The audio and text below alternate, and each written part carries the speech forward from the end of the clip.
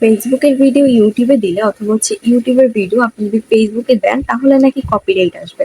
এটা আমার কথা না, এটা কিছু মানুষের কথা। কিছু মানুষ আমাকে, আমি যখন বলি যে আপনারা একই ভিডিও ২ জায়গা দিয়ে ইনকাম করতে পারবেন। সো তারা আমাকে অনেকে বলে যে আপু আসলে এইভাবে দিলে তো কপিরাইট আসতে পারে। কারণ ভিডিওটা তো এক জায়গায় আপলোড হয়ে গেছে, তাই না? সো এক জায়গায় যদি আপলোড হয়ে যায়, সেটা যদি আমি অন্য আরেক জায়গায় দিই সেখানে তো কপিরাইট আসার কথা। বাট বিষয়টা আমি আপনাদের ক্লিয়ার করতেছি, চলেন সেটা ভিডিওর মাঝখানেই বলা যায়। তো হ্যালো এভরিওয়ান, আসসালামু আলাইকুম। কেমন আছেন আপনারা সবাই? আশা করি আপনারা সবাই ভালো আছেন। আল্লাহর রহমতে আমিও ভালো আছি। তো আজকের টপিকটা কি নিয়ে সেটা ফার্স্টেই বললাম, যদি আপনাদের ভিডিওটা ভালো লেগে থাকে অবশ্যই ভিডিওটা শেয়ার দিন। কেমন হবে ভিডিওটা অবশ্যই কমেন্ট করে জানাবেন। তো এখন চলুন আমরা আমাদের মূল কথায় চলে যাই। দেখেন, যারা বলেন যে আপু আমাদের যে মানে আমরা যে ফেসবুক পেজে ভিডিও, ইউটিউব চ্যানেল আপলোড দিব অথবা ইউটিউব চ্যানেলের ভিডিও ফেসবুক পেজে আপলোড দিব, আমাদের তো প্রবলেম হতে পারে, কপিরাইট আসতে পারে। আসলে সত্যি কথা বলতে কি, এরকম কোনো প্রবলেম হবে না। এর কারণটা আমি আপনাদেরকে বলতেছি যে কেন হবে না। এর কারণ হচ্ছে, ধরেন আপনি একটা ভিডিও, এই যে আমার মতো করে একটা ভিডিও শুট করলেন অথবা যাই করেন না কেন, রান্না বান্না যাই হোক, আপনার মতো করে আপনি একটা ভিডিও শুট করলেন, সেই ভিডিওটা আপনি এডিট করলেন, মানে আপলোড দেওয়ার জন্য প্রস্তুত করলেন। তো প্রস্তুত করার পরে আপনি যখন সেই ভিডিওটা আপনার ফোন থেকে ফেসবুকে আপলোড দিবেন, কোনো কপিরাইট কিন্তু আসবে না। কিন্তু আপনার কথা হচ্ছে যে ফেসবুক থেকে আমি যদি ইউটিউবে আপলোড দিই তাহলে তো কপিরাইট আসতে পারে। না, এখানেও কপিরাইট আসবে না। কারণ আপনি কিন্তু ভিডিওটা ডাউনলোড করে তারপরে আপলোড দিতেছেন না।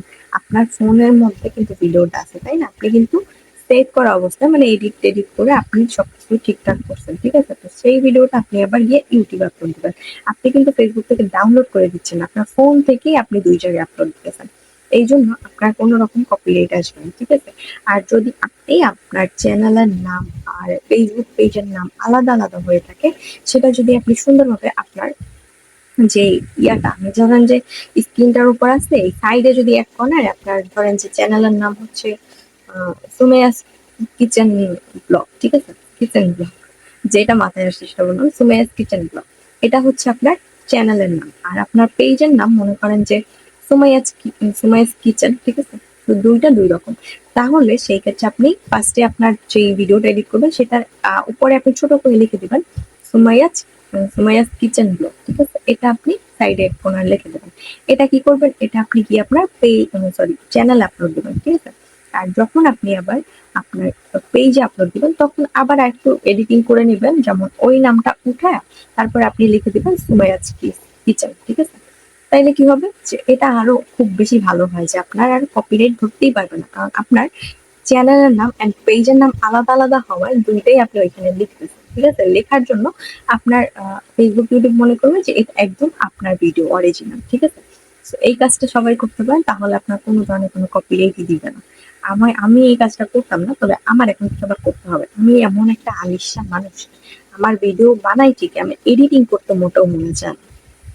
বিশেষ করে এডিটিংটা যদি ভালোভাবে করতাম তাহলে আমার ভিডিওতে আরো বেশি ভিউয়ার্স আসতো।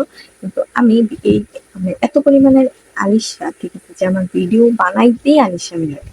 আর ভিডিও এডিটিংটা কি করবো? কোনো মতে বানাইয়া আপলোড দিয়ে দিই। তো আমি নিজে চেষ্টা করবো আগে থেকে আরো বেটার করার জন্য। আর ফোন আর একটা কিনবো, বুঝছা? আমার খালি ২ দিন পর এক একটা ফোন লাগে, কিন্তু আমি ভিডিও এডিটিংটার দিকে এড়াইয়া যাই। তো আরেকটা ফোন কিনতে হবে ভিডিও এডিটিং করার জন্য।